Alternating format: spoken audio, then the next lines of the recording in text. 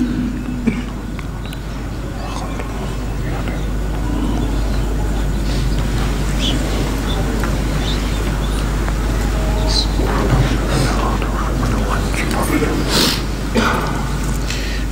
بالله من الشيطان اللعين الرجيم بسم الله الرحمن الرحيم الحمد لله رب العالمين الصلاة والسلام على أشرف الأنبياء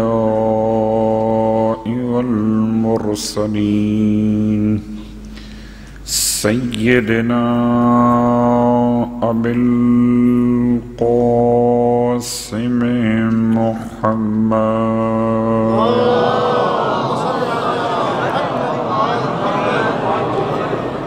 وعلى أهل بيته الطيبين الطاهرين واللعنة الدائمة على أعدائهم أجمعين أما بعد فقد قال الله تبارك وتعالى في كلامه الحميد بسم الله الرحمن الرحيم إنا لله وإنا إليه راجعون اللهم لعن قتلة أمير المؤمنين ماتمداران مولائے کائنات پرساداران خاندان رسالت 21 ماہ رمضان کی تاریخ اور آج کوفے میں سب کچھ تو تھا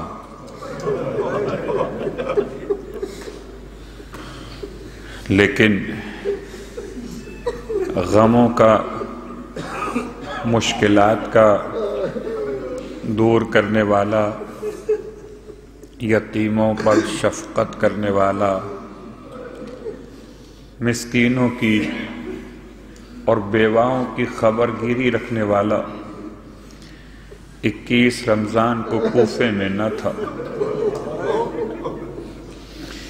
کتنے لوگ یتیم ہوئے اس کا اندازہ تو واقعاً نہیں ہو سکتا کہ روئے زمین پر جہاں جہاں تک مولا کی ولایت تھی وہاں وہاں تک مولا کا دست شفقت رہتا تھا، بلکہ یوں کہوں کہ تب سے لے کر اور آنے والے قیامت کے دن تک دنیا بھر میں جب کوئی گرتا ہے، جب کوئی پریشان ہوتا ہے تو ایک مومن کا مزاج یہ کہ علی کو پکارتا ہے۔ آج ہم اس کے لیے جمع ہوئے ہیں جو روز ہمارے لیے بلکہ ہر وقت ہمارے لیے ہماری امداد کو تیار رہتا ہے۔ یعنی کہ آپ کسی ایسے وقت میں محسوس کیجئے کہ رات کا وقت ہو، آپ کے اپنے محبت کرنے والے سو رہے ہوں اور رات کو اٹھ کر بستر سے اگر پاؤں ذرا سا ٹیڑھا ہو جائے، ذرا سا انسان ڈس بیلنس ہو جائے، کس کو آواز دیتا ہے؟ بیٹی کو آواز نہیں دے سکتا، آواز دے بھی تو سو رہی ہے۔ بیٹے آواز پر کیسے پہنچیں گے کہ بے خبر ہیں؟ ایک ہی ہے مونس، ایک ہی ہے مددگار کہ گرتا انسان یہاں پر ہے، پکارتا علی کو ہے۔ آج اسی علی کا ماتم کرنے کے لیے پہنچے۔ یہ قیامت کا روز ہے اور ایسی قیامت کا روز ہے کہ شاید اگر مولا کائنات کے سارے مصائب بیان کیے جائیں کب سے مصائب مولا کے ہیں؟ پہلی بات تو شرکت مصائب ہے مولا کی اللہ کے رسول کے ساتھ۔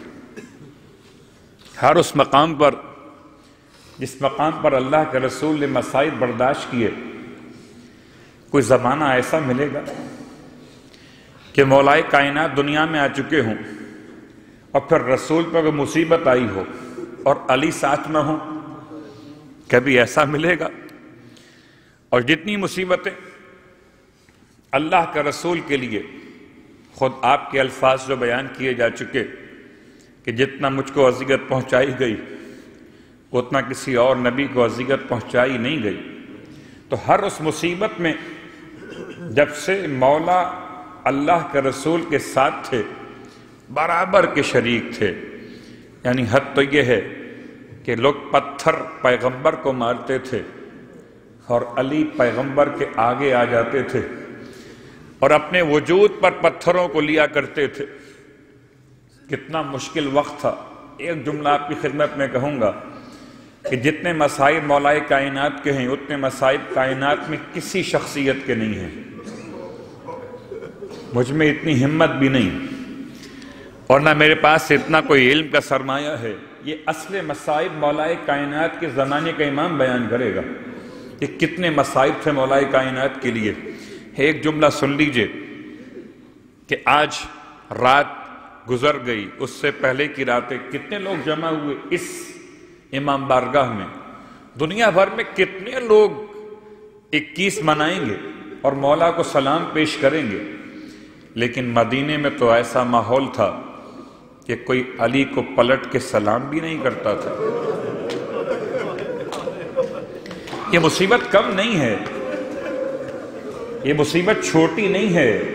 اس کو اپنے اوپر لے کے سمجھیے آپ کہ اگر آپ جس علاقے میں رہتے ہوں، جس علاقے میں آپ کی قومی خدمات ہوں، جس علاقے میں آپ کی سماجی خدمات ہوں، جس علاقے میں آپ نے لوگوں کی بھلائی کے لیے بڑے بڑے کام کیے ہوں، جس علاقے میں آپ کی محنتوں کی برکت سے لوگوں میں رزق تقسیم ہوا ہو،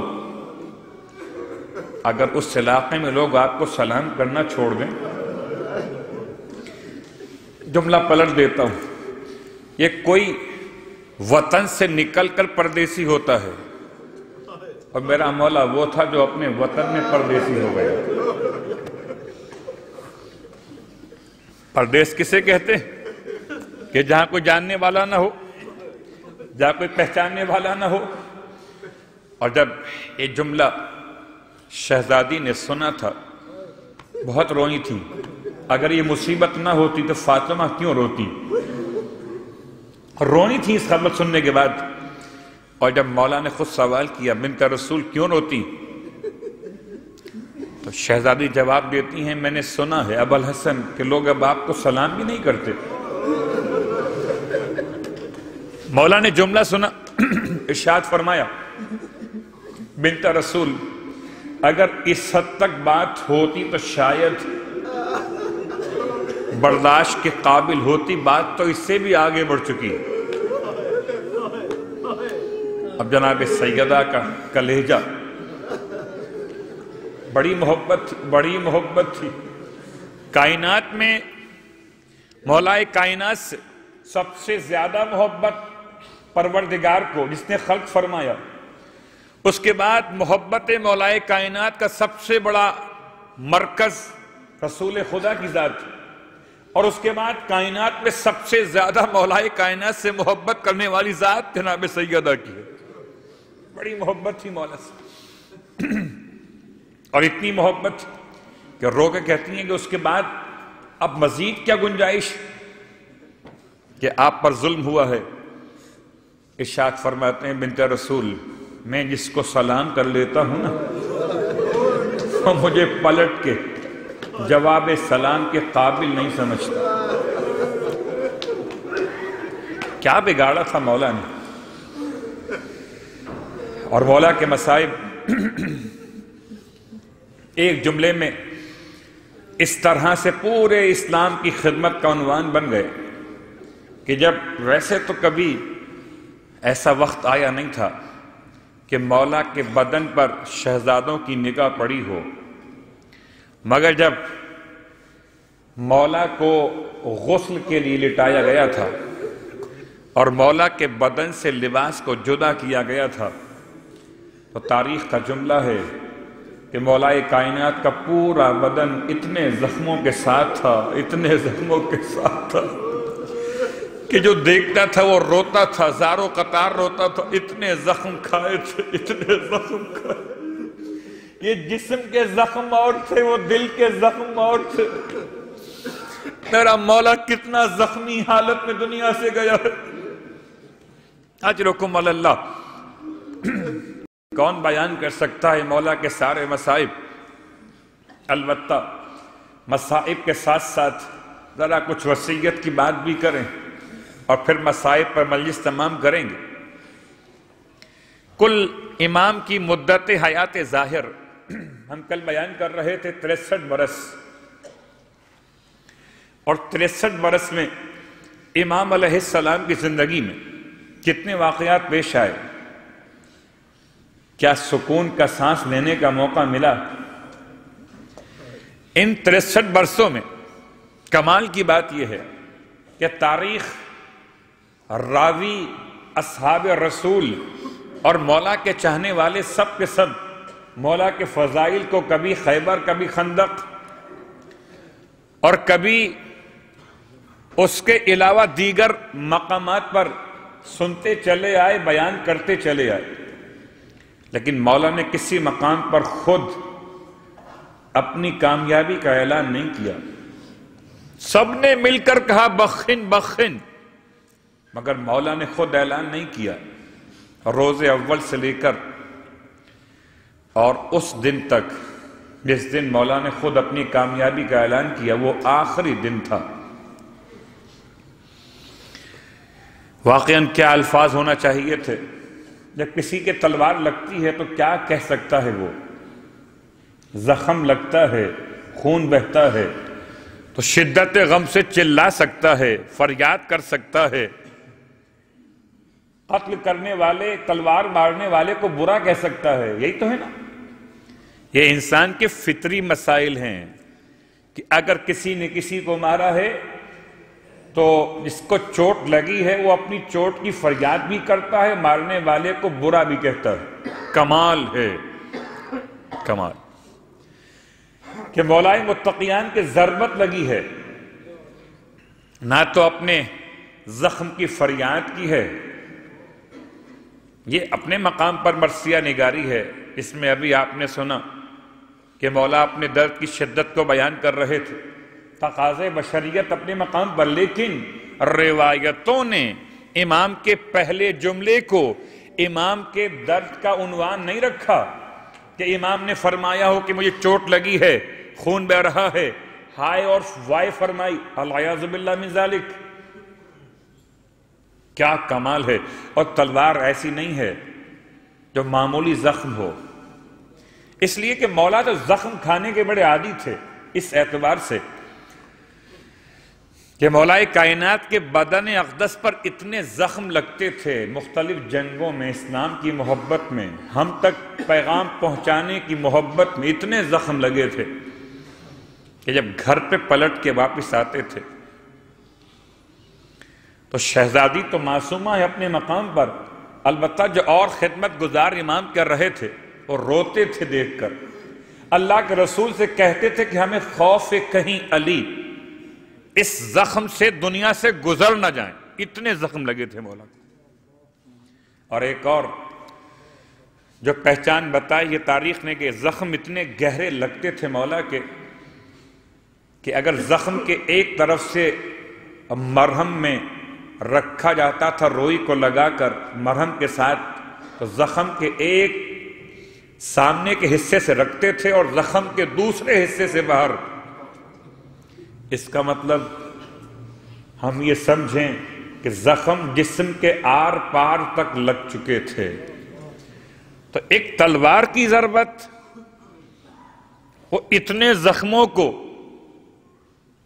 امام نے کیسے برداشت کیا؟ کسی موقع پر جنگ احد ہو، خندق ہو، خیبر ہو، کسی موقع پر، یا جنگ جمل صفین نہروان، کسی موقع پر کوئی زخم لگا ہو امام کے، اور امام نے فریاد کی ہو؟ ناممکن۔ اور امام تو امام ہے، فریاد کیا کریں گے؟ امام کا نام لے کر ہمارے زخم کی فریاد ختم ہو جاتی ہے۔ اور امام تو امام ہیں، اگر ہم امام کا نام لیں تو ہمیں اپنے زخم کی فریاد زبان پہ نہیں آ پاتی۔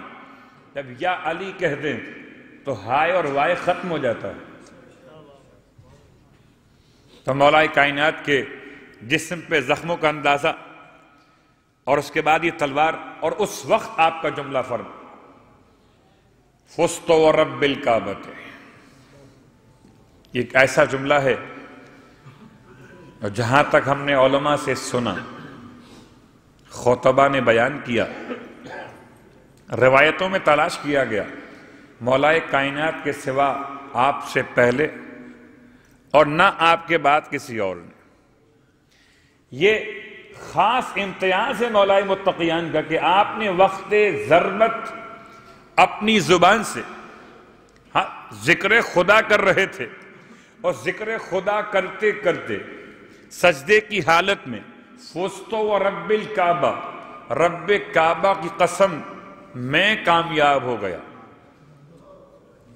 اب تک شاید لفظ علی سے آپ کو پہچانا گیا ہو، لفظ میں استعمال نہیں کیا، مگر لفظ میں استعمال کیا کب؟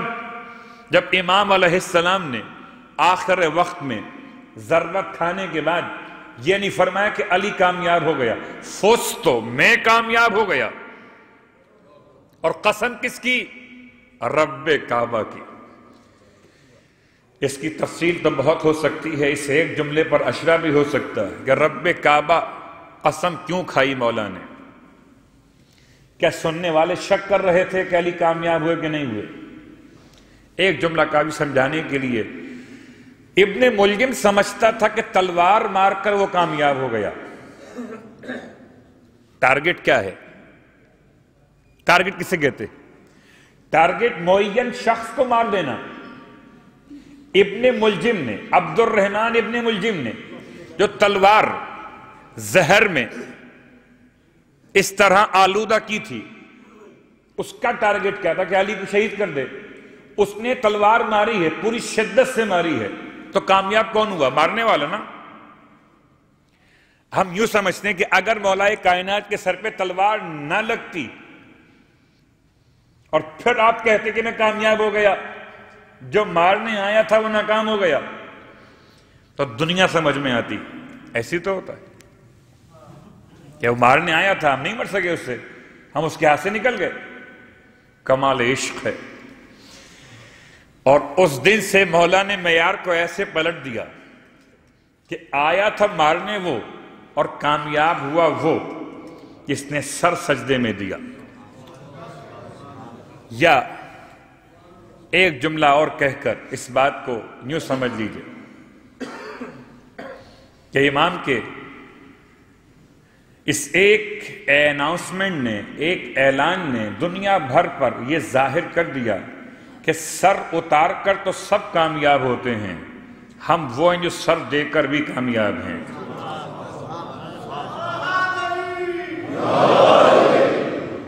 اب تو کربلا کا فیصلہ ہو گیا۔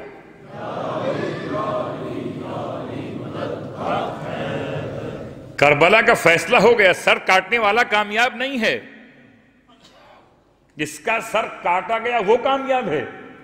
فزت ورب الکعبۃ، اور قسم کھا کے امام نے اعلان کیا ہے۔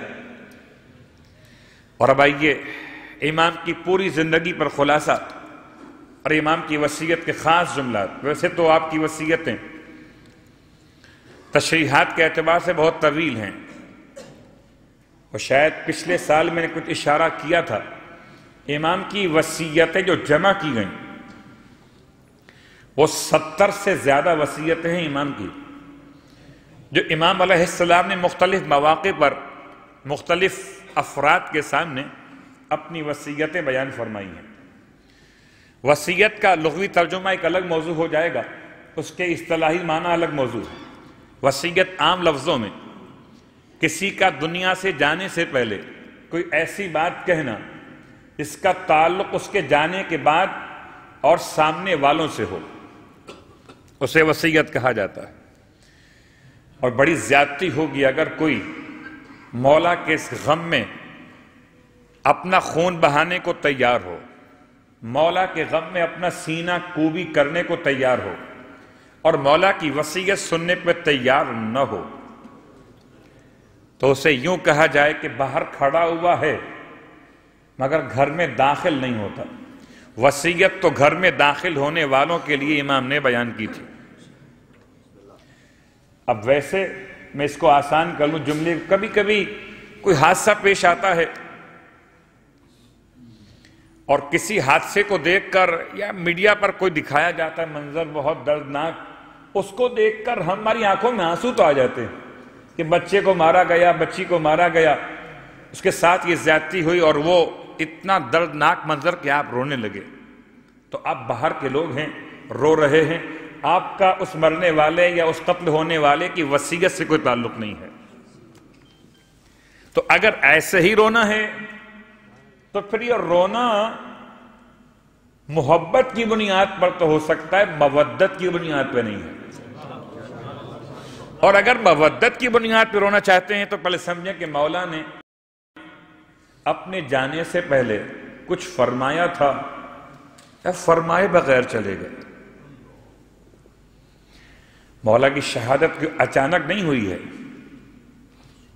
کہ اچانک تلوار چلی اور اسی لمحے امام شہید ہو گئے، ایسا نہیں ہوا۔ 19 رمضان سے لے کر اور 21 رمضان تک، ابھی خدا بہتر جانتا ہے کہ اتنا ٹائم کیوں دیا گیا تھا۔ حالانکہ زخم کی شدت تو ایسی تھی کہ شاید اگر صرف زخم کی بات کی جائے تو بچنے کا کوئی امکان نہیں تھا۔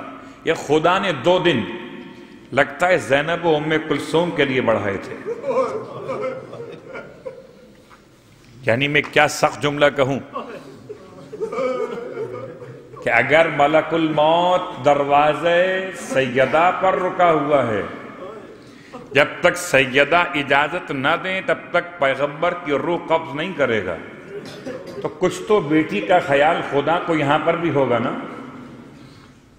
اور پھر جملہ بات کا یاد دلا دوں، وہ 4 سال کی سکینہ جب تک بابا کو جانے کی اجازت نہ دے، بھلا ممکن ہے کہ امام کا رہوار امام کی بات نہ مانے؟ امام کا رہوار رکا ہوا ہے کیونکہ بچی گھوڑے کے قدموں سے لپٹی ہوئی۔ یہ گھوڑے میرے بابا کو مقتل میں لے کر نہ جانا۔ اب یہ 2 معیار سامنے آ گئے نا، ایک مولائے کائنات سے پہلے، ایک مولائے کائنات کے بعد۔ اب بات ذرا آسان ہو گئی، 2 دن کیوں ملے؟ تو 2 دن ملے یتیموں کے لیے، اور وہ 2 دن وصیت تو اس سے پہلے بھی امام بہت کر چکے تھے، اور امام کی وصیتیں جو لفظ اوسی کا یا اوسی کم یا اوسی کما سے استعمال شروع ہوئیں، ان کی تعداد تقریباً 50 سے زیادہ ہے وصیتوں کی۔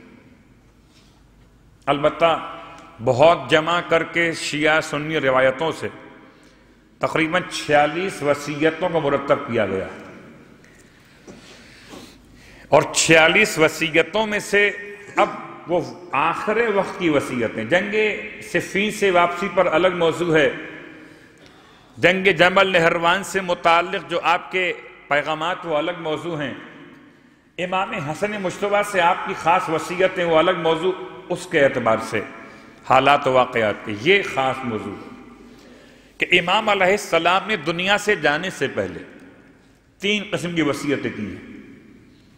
3 قسم کی وصیتوں میں پہلی وصیت، پورا مجمع جمع ہے امام کے گھر میں، آپ کے چاہنے والوں کا، سب رو رہے ہیں بس، اور کتنا مشکل ہے کہ کوئی زبان سے کوئی بات کہہ نہیں پا رہا، کچھ کیا کہے تو کیا کہے۔ یعنی ایک غم کی ایک آخری حد ہوتی ہے نا، آخری حد، کہے تو کیا کہے، کس طرح مولا کو یاد کر کے رو رہا ہے، مولا کو یاد کر کے، مگر بول نہیں سک رہا۔ امام نے ایسے مجمع میں ارشاد فرمایا، ماہ رمضان کی 20 تاریخ ختم ہو رہی تھی اور 21ویں شب کا آغاز تھا، یہی شب مولا کی شہادت کی شب۔ یعنی شہادت بھی واقع شب میں ہی ہوئی ہے، 21 ماہ رمضان، اور کہتے ہیں بعض مورخین کے جمعے کی شب تھی جب مولا رخصت ہوئے۔ تو امام نے تمام حاضرین سے فرمایا کہ مجھے اپنے حرم سے کچھ باتیں کرنا ہے، تو باقی لوگ نکل جائیں۔ امام کے الفاظ باقی لوگ نکل جائیں نہیں ہیں، بلکہ لوگ سمجھے امام کا مطلب کہ اب امام کچھ خاص بات کرنا چاہتے ہیں، تو خاص شیعہ رکے، امام کے اپنے گھر والے۔ امام کے ماتمدار کتنے ہیں آپ کی اولاد میں؟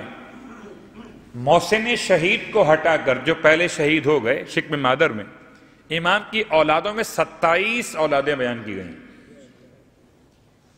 بیٹے اور بیٹیاں ملا کر امام کے ماتمدار کتنے؟ 27۔ یہ ان کے علاوہ جو خواتین امام کے نگاہ میں،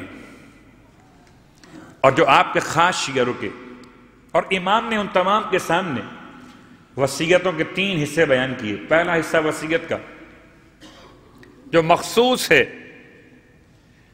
ان تمام خاص شیعوں اور اپنے خاص اولادوں سے، فرماتے ہیں تم سب کے سب کو میں وصیت کرتا ہوں، تاکید کرتا ہوں، دونوں طرف کھڑا کیا ہے امام حسن اور امام حسین کو، فاسمعوا لہما،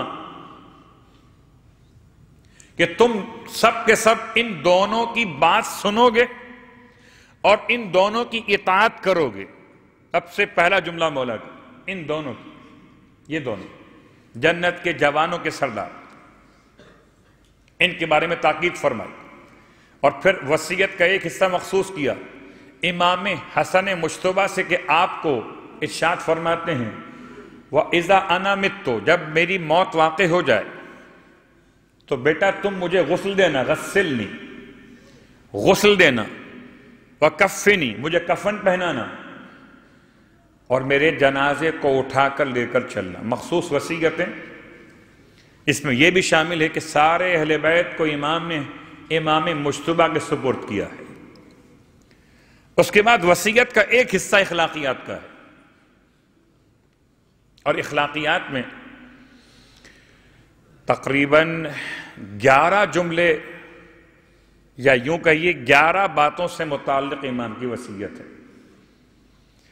اخلاقیات سے ذرا سا ہٹ کر 2 جملے اخلاقیات کے الگ ہیں، اور اخلاقیات کے جملوں میں امام کا وہ خاص جملہ ہے جو میرے لیے بھی اور آپ کے لیے بھی تا قیامت تک پیغام ربانی کے طور پر ہے۔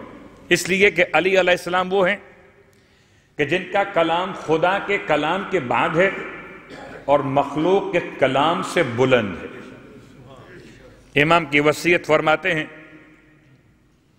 اس طرح عاشرو، معاشرت کرو، اس طرح لوگوں کے درمیان زندگی گزارو کہ اگر ان کے درمیان سے غائب ہو جاؤ تو تم پر گریہ کریں، تم پر بکا کریں، اور اگر ان کے درمیان رہو تو تم سے ملاقات کی تمنا اور آرزو رکھیں۔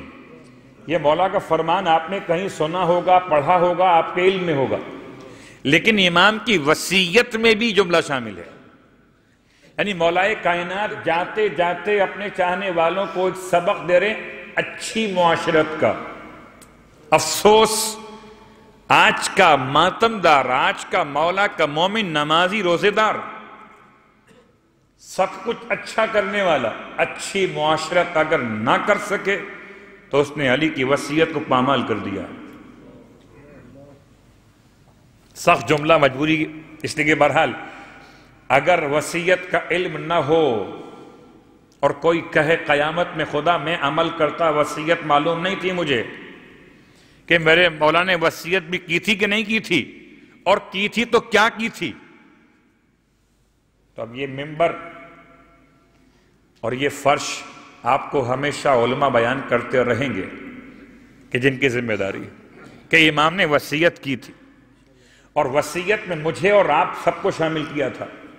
جس کو دعویٰ ہے کہ وہ علی والا ہے اس کو وصیت مولا کی۔ پہلی بات کہ دیکھو زندگی ایسے گزارنا معاشرے میں، اور مولا نے زندگی ایسی خود گزاری ہے، اور ایسی زندگی گزاری ہے کہ باوجود سماجی بائیکاٹ کے مدینے کے 25 سال، اس کے باوجود جو مولا کے در پر آ گیا، ایسی زندگی گزاری ہے، خالی ہاتھ کسی کو واپس نہیں کیا، اور جس نے مولا کو دعوت دی مولا نے اس کی دعوت قبول فرمائی جس حد تک شریعت کی گنجائش تھی۔ اور یہ الفاظ دربار حاکم شام میں زرار بن زمرہ کے الفاظ ہیں۔ جب کہا گیا تم ابو تراب کی تعریف کرو تو کہتے کیا تعریف کروں، اتنے ملنسار تھے۔ حاکم شام کے دربار میں مولائے کائنات کا ملنسار ہونا بیان کیا جا رہا ہے، ان کے سجدے اپنے مقام پر، نمازیں اپنے مقام پر، ملنسار تھے۔ کیسے ملنسار تھے کہ جب کبھی ہم ان کو بلاتے تھے تو وہ ہماری درخواست قبول کر لیتے تھے، جب کبھی ہم ان کے پاس جاتے تھے تو ہمیں اپنے قریب بٹھا لیا کرتے تھے۔ ایسے ملنسار تھے کہ دشمن کے دربار میں بھی، ورنہ کوئی کیا سمجھے مولا کا مقام، جب بلا لیتے تھے تو امام آ جاتے تھے، اور جب ملنا چاہتے تھے تو امام ملاقات کے لیے اپنے قریب بلا لیتے تھے۔ یہ امام کا طرز زندگی اور وقت شہادت امام کی وصیت کا پہلا مرحلہ اخلاقیات۔ دوسرا جس کا خلاصہ یہ ہے، میں قول پیش نہیں کر رہا پورا، بلکہ قول کا خلاصہ پیش کر رہا ہوں کہ انسان کے دل اس طرح سے ہیں کہ جیسے کسی ملک کی سپاہ ہوتی ہے، جب دل سے دل کو رغبت ہو بغیر کسی نیکی اور بغیر کسی احسان کو دیکھے ہوئے، تو پھر دوستی قبول کر لینی چاہیے۔ اور اگر دل سے دل کو الفت نہ ہو، اس کو میں یوں آسان کر لیتا ہوں کہ سوال کیا تھا کسی نے مولا سے کہ کبھی ہم کسی کو دیکھتے ہیں، یہ وصیت نہیں ہے، کبھی کسی کو دیکھتے ہیں، اس کو دیکھتے کے ساتھ ایک عجیب سی کیفیت پیدا ہوتی ہے، حالانکہ اس سے کوئی برائی دیکھی نہیں ہے، اس سے کوئی نقصان پہنچا نہیں ہے، مگر دل میں عجیب کیفیت ہوتی ہے کہ اس کے پاس بیٹھنے کا دل نہیں چاہتا۔ اور کبھی کچھ ایسے چہرے ہوتے ہیں جن کو دیکھ کر دل خود کہتا ہے کہ ان کے پاس بیٹھیں تو کوئی حرج نہیں ہے۔ امام سے پوچھا گیا ایسا کیوں ہوتا ہے، تو امام نے فرمایا تھا کہ مجھ سے میرے حبیب نے فرمایا ہے، عالم ارواح میں جو قریب قریب رہے تھے، وہ یہاں جب چہروں پر چہرے کی نگاہ پڑتی ہے تو الفت کو محسوس کرتے ہیں، اور جو عالم ارواح میں دور دور رہے تھے وہ یہاں جب ملاقات کرتے ہیں تو انہیں وحشت محسوس ہوتی ہے۔ اور میں تو ایک بات سمجھتا ہوں کہ آپ تائید کریں گے ہماری اور آپ کی کیفیت کیا ہے کہ آپ مجھے نہ پہچانے میں کہاں کا رہنے والا، جیسے یہاں پر کتنے لوگ بیٹھے ہوئے مختلف علاقوں کے، مختلف شہروں کے، مختلف ملکوں کے، مختلف زبان رکھنے والے، اس کے باوجود کوئی ایسی ولایت کی کیفیت ہے، کشش ہے کہ دل چاہتا ہے ساتھ بیٹھ جائیں۔ صلوات پڑھے محمد و آل محمد۔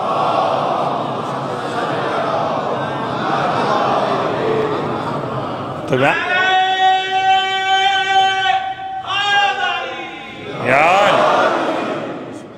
امام کی وصیت کا ایک مفہوم واضح ہوا کہ جہاں ایسی قربت محسوس ہو تو وہاں اگر کوئی دوستی کی بات کی جائے تو اسے قبول کر لینا چاہیے۔ یعنی اگر مومن مومن سے دوستی کرنا چاہے تو مومن کو حق نہیں پہنچتا کہ اس کی دوستی سے انکار کر دے، الا یہ کہ شرعی محرمات کے مسائل ہو جائے۔ البتہ یہ دو وصیتیں اخلاقیات کے باب میں تھیں، اور اس کے بعد 11 جو وصیتیں امام کی ہیں، اس میں آپ نے ہر ایک جملے پر اللہ اللہ کہہ کر اپنی بات کو بیان کیا۔ اس میں کبھی وصیت امام کے الفاظ کے اعتبار سے قرآن مجید کے بارے میں کہ ایسا نہ ہو کہ قرآن مجید پر عمل کرنے میں غیر تم سے سبقت لے جائیں، ایسا نہ ہو، ایسا نہ ہو۔ اگر خطرہ نہ ہوتا ایسا ہونے کا تو مولا وہ ذات ہیں جو کبھی ایسی بات نہ کرتے جو محمل ہوتی، جس پر عمل کا کوئی امکان نہ ہوتا۔ اور آپ دیکھ سکتے ہیں آج کے دور میں پھر بھی ذرا سا بہتر معاملات ہوئے۔ قرآن اللہ اللہ امام کے جملے اور خدا کا نام لے کر اس کی اہمیت سمجھائی۔ قرآن خدا کی کتاب، خدا کا گھر، مسجد حرام مراد لیا گیا یا مسجد مراد دی گئی، خالی نہ رہ جائے۔ امام نے پھر یتیموں کی بات کی کہ یتیم تمہارے رہتے ہوئے کہیں ضائع نہ ہو جائیں۔ امام نے بات کی مسکینوں کی، امام نے بات کی غریبوں کی، امام نے اپنی وصیت میں بات کی نماز کی کہ دیکھو نماز دین کا ستون ہے۔ مولا کی وصیت اللہ اللہ فی الصلاۃ۔ اور اگر آج کا مومن نماز سے ہی منہ موڑ لے تو اس نے علی سے ہی منہ موڑ لیا لگتا ہے کہ نماز کو نماز کے طور پر سمجھنا ایک الگ موضوع ہے۔ ابھی میں سمجھوں، ابھی آپ سمجھیں نماز کو وصیت علی ابن ابی طالب۔ اگر فرض کر لیں یہ نماز کا حکم اللہ نے نہ دیا ہو، رسول نے نہ پہنچایا ہو، اس کا کوئی تعلق شریعت سے نہ ہو، اور آپ کا اور میرا مولا جس کے ہم اپنے آپ کو عاشق کہتے ہیں، اگر وہ فرمائے کہ نماز پڑھو، پڑھیں گے نا؟ آسان سی بات ہے نا، ٹھیک ہے، اتنی محبت ہے، ہمیں اتنی معرفت نہیں ہے کہ ہم اس کو نماز کو خدا کا پیغام سمجھ کے پڑھیں، رسول کا بتایا ہوا عنوان سمجھ کے پڑھیں، تو ٹھیک ہے، اتنا عشق تو ہو۔ میں سخت جملے کیسے کہوں، کبھی کبھار تو ایسی محبت ہو جاتی ہے فانی سے فانی کے درمیان کہ خاتون یا مرد یا آپس میں محبت کی باتوں میں وہ کوئی کام کہہ دے اس میں کوئی مقصد نہ ہو تو عشق کرنے والا اس کا وہ کام کر رہا ہے۔ مثلاً وہ کہہ دے کہ آپ نے اٹھنا اور بیٹھنا ہے، تب جا کے میں آپ سے بات کروں گا، اور سامنے والا بغیر سمجھے ہوئے بغیر سوچے ہوئے اس کے عشق میں پاگل ہو گیا۔ حیرت ہے جس کا عشق پاگل کر کے انسان کو جہنم میں لے جائے، اس پر لوگ سوال نہیں کرتے۔ جس کا عشق دیوانوں سے دانا بنا کر جنت میں نہیں بلکہ جنت کی شفاعت کرنے کا حق دلوا دے۔ اللہ اللہ فی الصلاۃ۔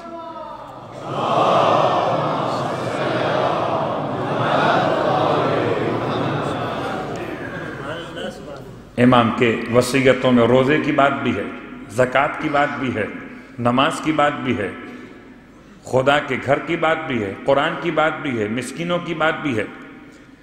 اور آئیے ذرا سے اختصار کے ساتھ وقت کو دیکھتے ہوئے کہ اگر تمام وصیتوں پر ہم توجہ کرنا چاہیں تو بحار الانوار میں تمام وصیتیں امام کی جمع کی گئی۔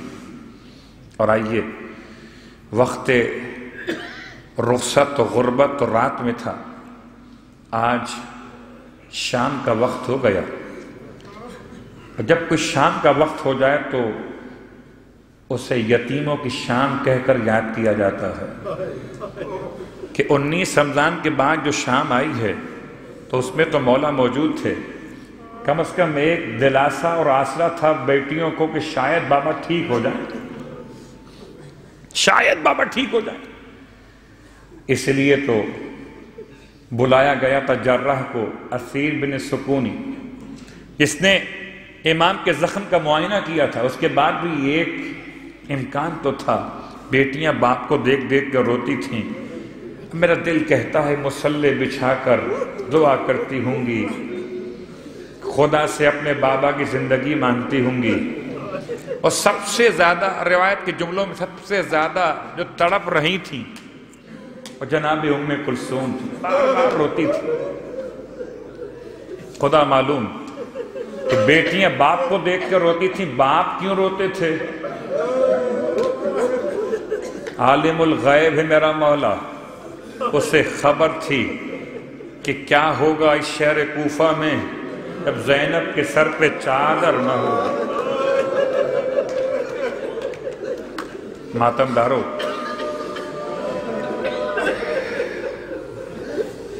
سب کو تو امام نے سپرد کر دیا امام حسن کے۔ بعض خطبہ کہتے ہیں کہ ایک وصیت کا وہ مرحلہ تھا کہ جب مولا عباس کو بلایا تھا، اور مولا عباس سب سے جدا شخصیت اس اعتبار سے کہ وہ خاص دعائے مولائے کائنات کا ثمر تھے۔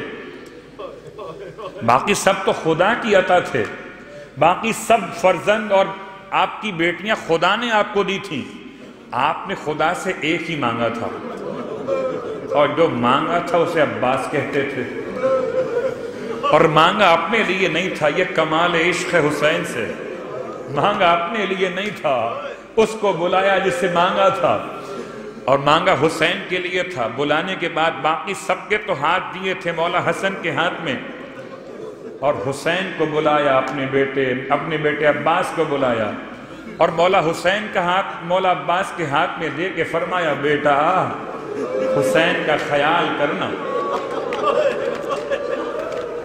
اجرکم اللہ، رونے والوں، ہائے میرا مولا رخصت ہوا، وصیتوں کے محل تمام ہوئے، بیٹیاں باپ کی آنکھوں کو دیکھتی رہیں، بار بار پیشانی مبارک پر پسینہ آ جاتا تھا، میرے مولا نے کھانا پینا تک فرما دیا تھا، ملاقات کا وقت آ گیا، بیٹیاں رو رہی ہیں، امام فرماتے ہیں مجھے لینے کو آ گئے، دیکھو نانا آئے ہیں تمہارے، دیکھو نانی خدیجہ طاہرہ بھی آئی ہیں، ارے لینے کو سب کے سب آئے ہوئے ہیں۔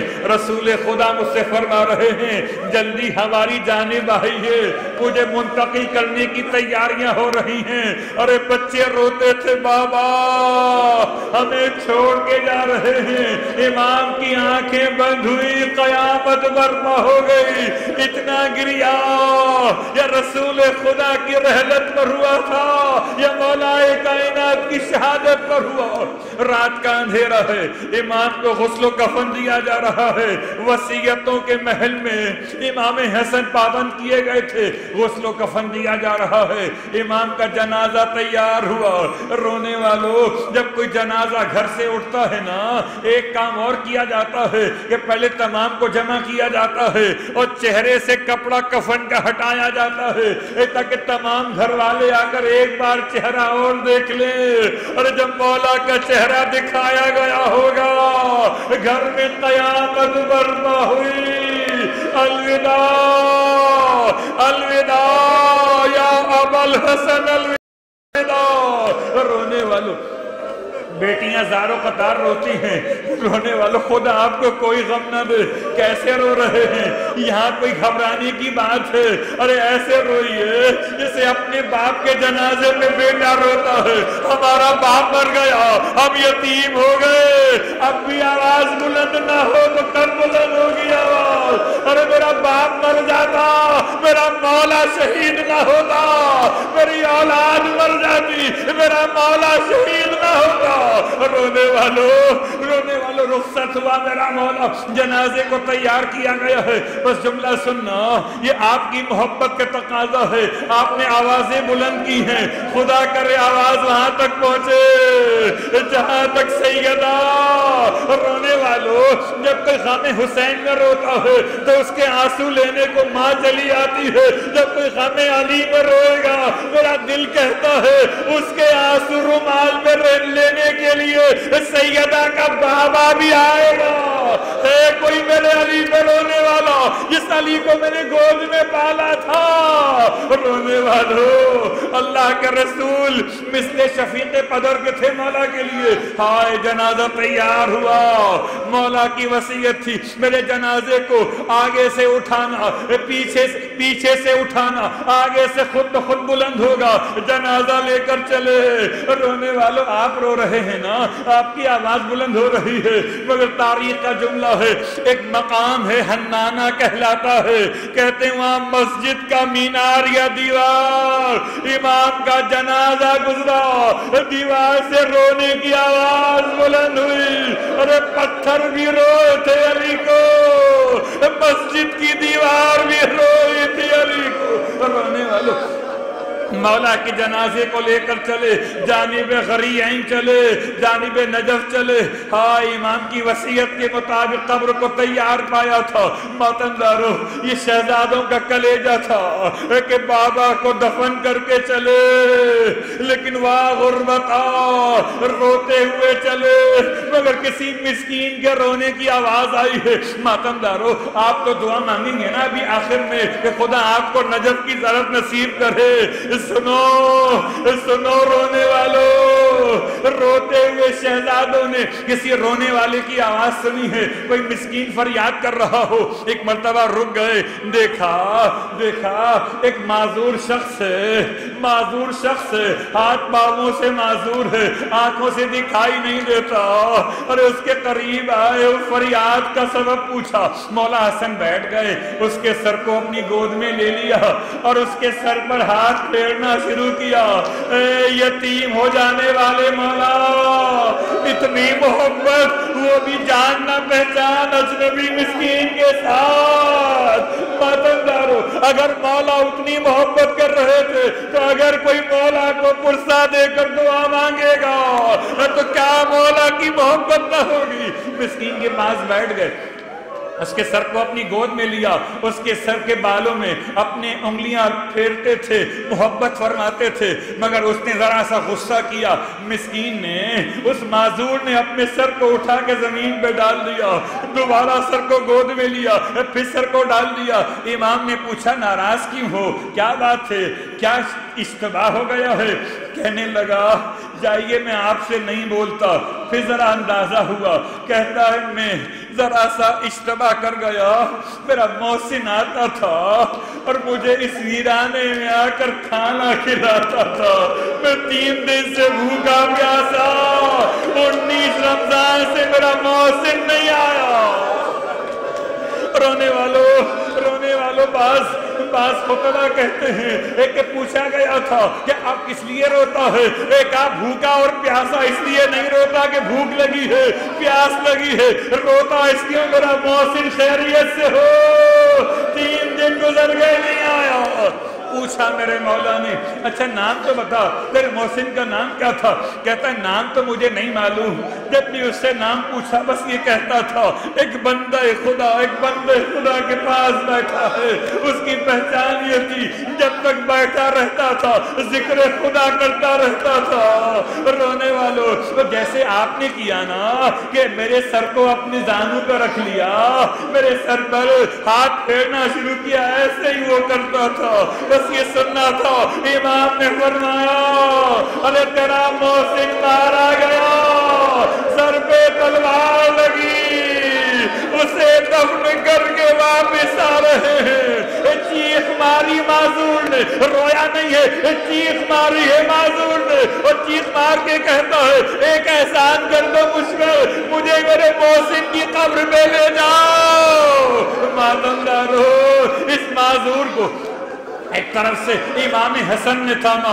رونے والے سمجھو گے نا، اگر کوئی علی کے ماتم میں بے حال ہو جائے گا سنبھالے گا کون؟ ایک طرف سے حسن نے سنبھالا، ایک طرف سے حسین مولا نے سنبھالا، لے کر چلے۔ جیسے ہی قبر علی پر آئے، معذور نے ہاتھوں سے، ارے ہاتھ کس طرح سے معذور ہے، لپٹا دیا قبر سے۔ جیسے ہی تعویذ قبر کو محسوس کیا، ایک مرتبہ خدا سے کہا خدا جب تو نے میرے محسن کو اٹھا لیا مجھے کیوں رکھ دیا، مجھے بھی اٹھا لے۔ اتنا